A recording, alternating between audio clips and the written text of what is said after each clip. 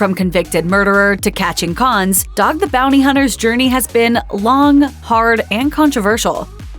Dog the Bounty Hunter, whose real name is Dwayne Lee Chapman, was born in Denver, Colorado on February 2, 1953. In an excerpt taken from his 2007 book, You Can Run But You Can't Hide, Chapman opened up about his childhood and his memories of his mom and dad. He wrote how his mother was half Chiricahua Apache and reflected, "I have always been proud of my Indian heritage. I never once gave a second thought to my mixed background or to how others might see me as being a little different." My mother was Chiricahua Indian, and I many times used to go with my mother till I was 9 years old on the reservation in New Mexico.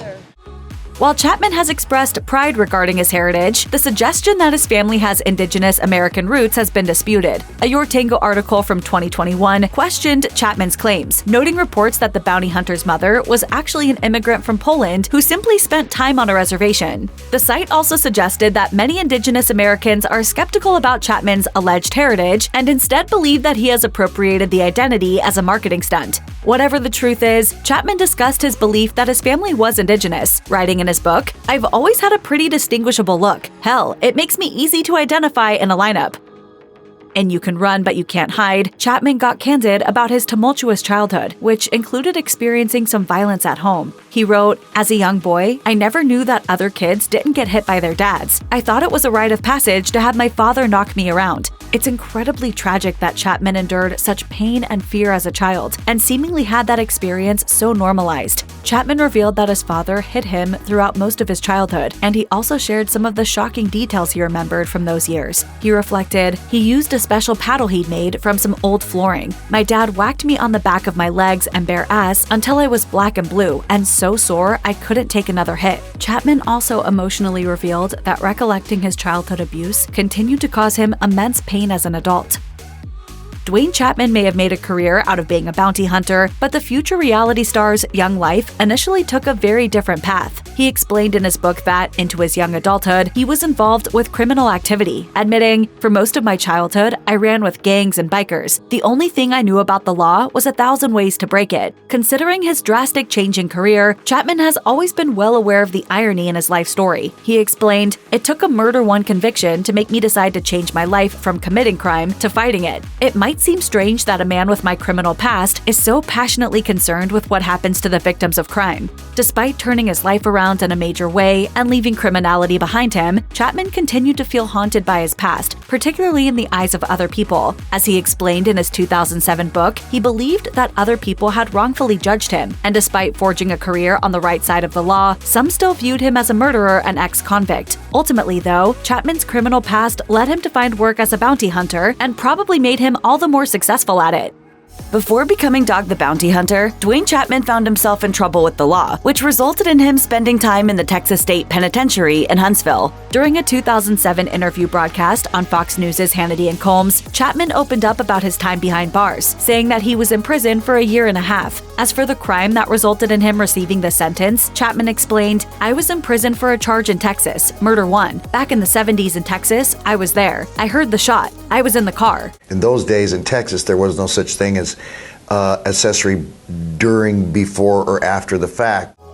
While Chapman wasn't in the house where the murder occurred, he was waiting outside and evidently didn't contact the authorities when he should have on account of being in a motorcycle gang. Chapman also revealed that, while incarcerated, he quickly became friends with the prison guards after becoming a barber for the warden. It would seem that Chapman's experiences with the guards directly influenced his decision to become a bounty hunter after his sentence was complete. He recalled, "One guy went to break and run one day, an inmate, and I jumped him. As the guard walked up when I was on top of the inmate apprehending him, and he threw down the handcuffs and said, 'Hook him up, bounty hunter.'"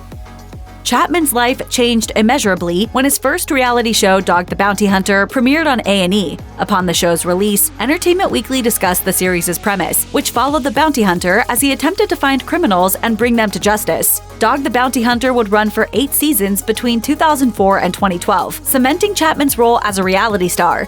We're not trained to kill, we're trained to apprehend. During a 2009 interview with the Vancouver Sun, Chapman discussed his unusual approach to reality TV, saying, "We put the real in reality television. We do it because viewers see this and give these people another chance." Chapman also recounted an incident early on in filming when he gave a cigarette to one of the people he'd captured. Initially, A&D was reluctant to film the moment, thinking that viewers wouldn't want to see Chapman being gracious to the criminals he was chasing. However, the opposite turned out to be true, and Chapman's act of kindness became a trademark of the show. As a popular reality TV star, Duane Chapman has been a regular fixture in the public eye, but not all of the attention he has garnered has been positive. In May 2012, NBC News reported that Dog and his family had received some graphic death threats via email, and that the Federal Bureau of Investigation had stepped in to look into the threatening messages. Radar Online published some of the vicious emails in full, which featured violent threats detailing the writer's plans to come to Hawaii to murder Chapman and his family. Responding to the seriousness of the messages, Chapman's family released a statement via Hawaii News Now, saying, "The Chapmans are taking these threats seriously and are very concerned about the safety of their family. Duane Chapman said that when the person responsible is found, he will prosecute to the full extent of the law for the threats made against his family."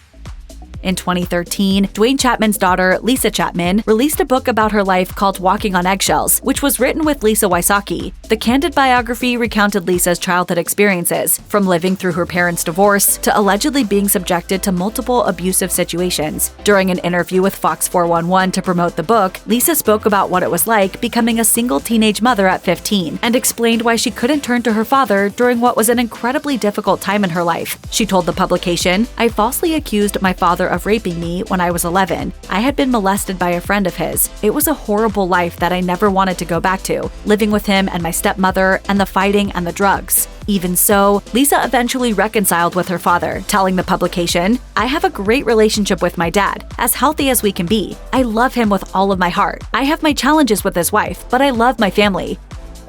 In 2007, Chapman hit the headlines when a private phone call between him and his son, Tucker, was posted online by the National Enquirer. Chapman was heard repeating racial slurs in the leaked phone call, which the bounty hunter's legal team insisted had been leaked by Tucker. Dog the Bounty Hunter was temporarily pulled from the air, but it wasn't canceled altogether until 2012. Discussion about Chapman's use of racial slurs was reignited once again in 2021, after his new show Dog Unleashed was canceled before it made it to air following allegations that the reality star had been both racist and homophobic during filming. Speaking with Entertainment Tonight, Chapman vehemently denied allegations that he was racist, reminding his interviewer of his Apache heritage and insisting that the leaked phone call continued to negatively impact his life. Explaining why he had used the word while speaking with his son, Chapman told the outlet he was under the impression he had a, quote, pass to use it, kind of like Eminem. When pressed to reveal who had given him a so-called pass to say the racist slur, Chapman said that he thought he was allowed to say it after spending 18 months in prison alongside black inmates. My pass expired for using it, but no one told me that. To say a racist name doesn't qualify to make you a racist.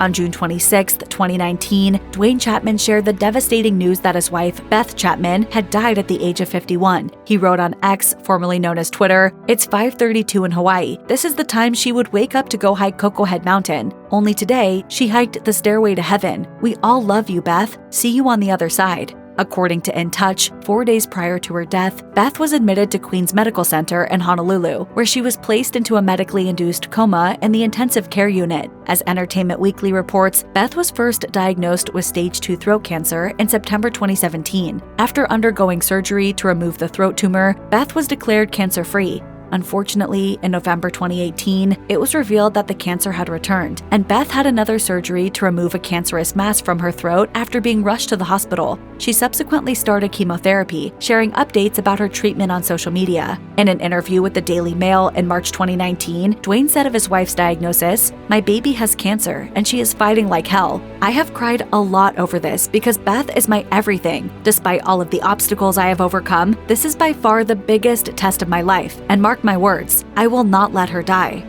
Oh, I wouldn't want to think about life without Beth. I probably wouldn't make it. Following Beth Chapman's death in June 2019, Chapman found a new partner in Francie Frane, whom he married in September 2021. According to Page 6, the couple's wedding took place in Colorado Springs and was attended by a small group of close friends and family. Chapman and Frane celebrated their engagement in May 2020, 10 months after Beth had died from cancer. During an interview with the U.S. Sun, Frane said of the proposal, "I wasn't expecting it at all. I think I had gone to pick up some food, and then when I came back, he had all the lights turned down with just a few lights on, and a bunch of candles lit." In an emotional Instagram post in September 2023, Dwayne celebrated his second wedding anniversary with Frane, writing, "I weep as I write this. I love you, my honey, forever." He also noted how they continue to support one another to honor their former spouses, both of whom died from cancer. On June 26, 2023, Chapman revealed that the date, which marked the 4th anniversary of Beth Chapman's death, had taken on a whole new meaning for the reality star. While Chapman was already the father to 12 children, he revealed in an Instagram post he had a son he'd never known named John, whose birthday just so happened to be June 26th. Alongside a photo of John and his wife, Chapman wrote, "For the last 4 years, this day was a terrible reminder of one of the greatest losses of my life. But God redeemed this day when I discovered my son John, who I just met recently, was born on this day. So now, instead of sorrow, this day has a new meaning." In the same post, Chapman revealed that their story would be told in his book 9 Lives and Counting, which was released in April of the following year.